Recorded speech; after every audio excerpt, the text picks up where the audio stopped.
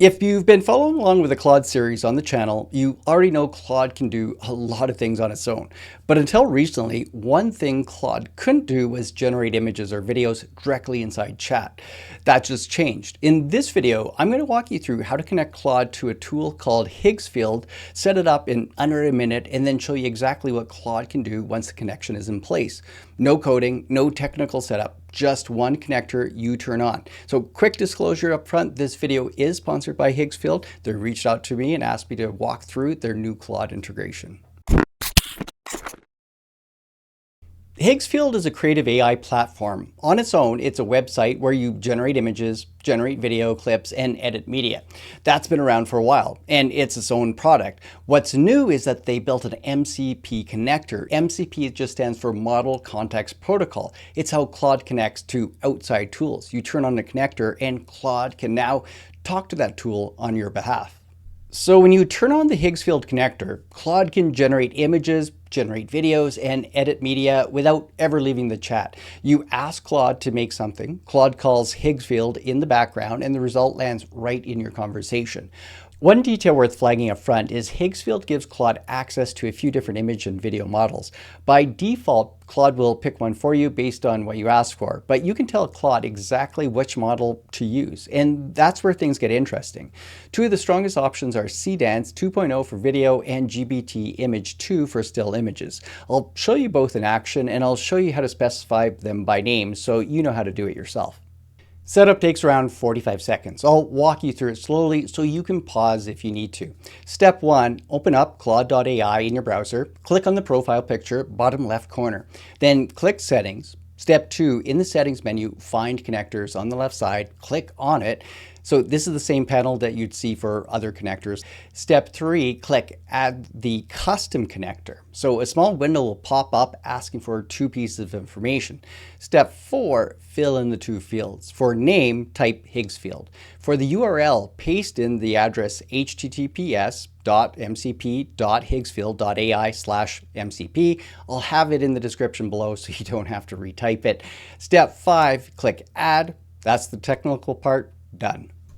The first time you actually use the connector, Claude will ask you to authorize it. That means you'll need a free Higgsfield account, and Claude will redirect you to sign in or sign up real quick. Once that's done, the connector stays connected and you don't have to do this again. You'll know it worked when you see the Higgsfield in your connectors list and the toggle next to it, it's on. Now let's actually use it. I'm going to start with something simple just to confirm everything is wired up correctly. So here's the prompt I'm going to type right here. Generate an image of a small bakery storefront on a quiet street in autumn. Warm light coming in from inside, photographic style. Let's go and submit.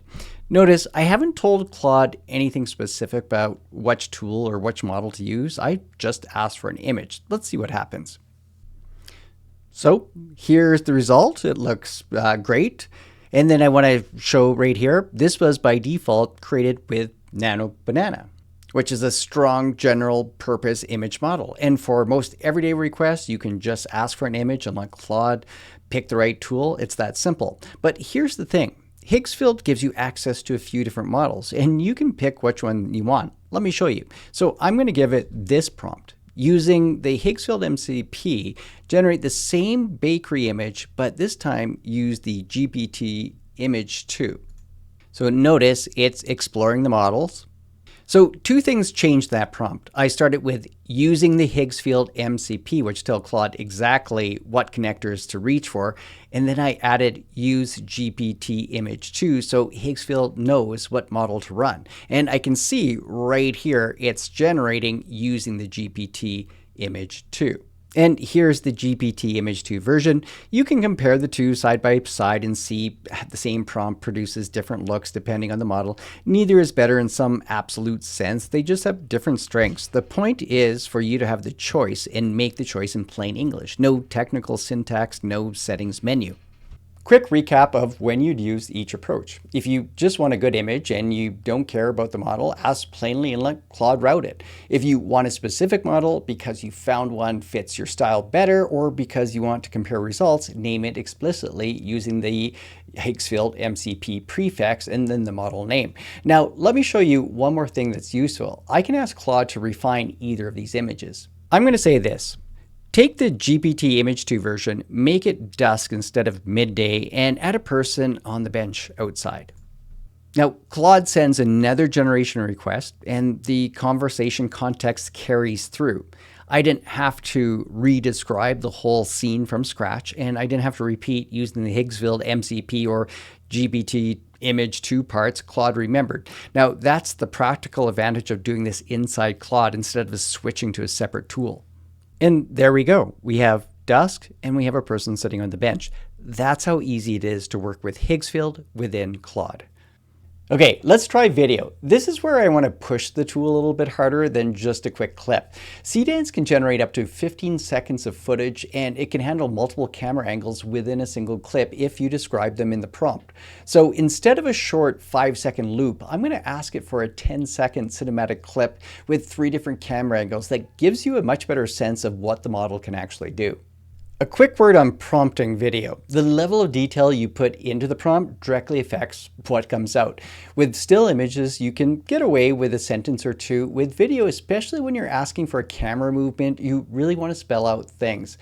Set the scene, describe the lighting, specify camera moves, call out all the things that you don't want. The longer the prompt isn't busy work, it's the difference between getting something usable and getting something generic. Okay, here's going to be the prompt. It's about 1,200 characters. I believe when I was playing with Cance before, I could get up to about 2,000 characters on it. So just to let you know what you can work on. I'm just going to point out some of the key parts so you know what I asked for. So it's the same bakery scene we've been working with, cobblestone street, autumn dusk, warm light with the windows, falling leaves throughout, a young woman on a bench reading a book. Then for the camera moves, I asked for 3 distinct angles, a slow, wide establishing shot from across the street, push in over 4 seconds toward the storefront, low angle medium shot of the bench, and a close-up detail of the leaves falling past the window. I also added the things that I didn't want: no text overlays, no people walking past, because the video models will sometimes throw those in and if you don't say otherwise. And let's go ahead and go submit. Okay, so here's the finished result. I want to point out I didn't tell it to use Cance, so just like before when the default was Nano Banana, this went to Kling 3.0, and I'm going to do it again because I want to generate this in Cance, but we're going to watch this 10 seconds here. We have some audio, you can see we have some movement, we have a different camera angle here, and then we have our third shot. And then we have our 10 seconds. Now, let's try this again. Let's go to a new chat. And this time, I'm going to do what I did before. I'm going to be specific. Using the Higsfield MCP generated 10-second cinematic clip. Now, everything else is going to be the same. I'm just telling it to put Cance 2.0 in it. Now, I can see it's picked the model that I want. We have Cance 2.0. Quick honest heads up, as this is running, video generation is more demanding than still images, and I've found that Cance can occasionally fail on its first attempt. If that happens to you, just ask Claude to try it again. And in my testing, usually works on that retry. I want to show you the real experience here, not a polished version, so if it fails on this take, I'll just retry on the camera. But we get success on the first go. Let's go ahead and hit play. Definitely a music difference. We have the person sitting on the bench. Feels a lot more cinematic than the first one. So again, just like looking at the pictures, I really enjoyed playing with Cance. I have a different video on that. I can link that. But go ahead and try both and see what the quality you get and see what you like better. But remember the detail of the prompt.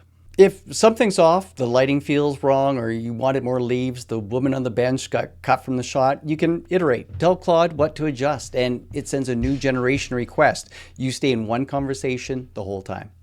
The setup demos are nice, but the real reason to do this is the workflow. So let me show you something closer to how I'd actually use it in a day-to-day.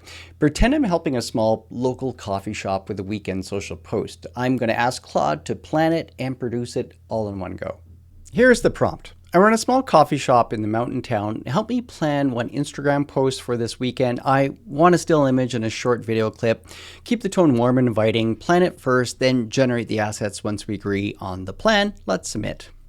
Okay, so here's the concept that it's coming up with, slow Saturday at altitude, still image, so the hero, ceramic mug of coffee, short video, 6 to 8 seconds, caption, Saturday's not in rush. It wants a little bit more information. Do you want a specific drink? Should I, the background suggests inside the shop looking at the mountains, any signature props, mood preference. So I'm going to give it some answers to all of these here. So it's going to be the latte. And I'm not going to read all of this information, but it matches the questions it asks for more detail. And all I'm going to do is say use Higgsfield at this point. Okay, it gave me a couple images to choose from here, and they're asking me what to pick. I'm going to just say use the second one at this point before we move on to the clips. You can see it's using Nano Banana, but I didn't really tell it specifically what to use there either. Okay, let's check this out. I can see we have CDance 2.0. Let's hit play. We have a little bit of sound in there. We have a 5-second clip. And this is the part that I think is genuinely useful for small business owners. Anyone who's not running a full marketing department, you're not stitching 3 tools together. You're describing what you want, planning it with Claude, and Claude makes the media for you by connecting to Higgsfield. Quick on a section, a few things to know before we dive in. First, this is generative AI. The output won't always be perfect and you'll spend time iterating. That's normal. Don't expect first shot perfection, especially with video. As I mentioned earlier, video generation can fail on the first attempt and working on the retry. That's just where the technology is right now across the board. Second, Higgsfield is a paid platform once you go past the free tier. Generating lots of videos in particular will use credits faster than image generation will. So plan for that if you're testing seriously. And that's the walkthrough. If you want to try this yourself, the link to create a free Higgsfield account is in the description and pinned in the comments. You'll need an account before the connector will work, and the setup takes a couple of minutes. The connector setup steps in Claude are exactly what I walked through in this video. Thanks for watching this week on Teachers Tech. I'll see you next time with more tech tips and tutorials.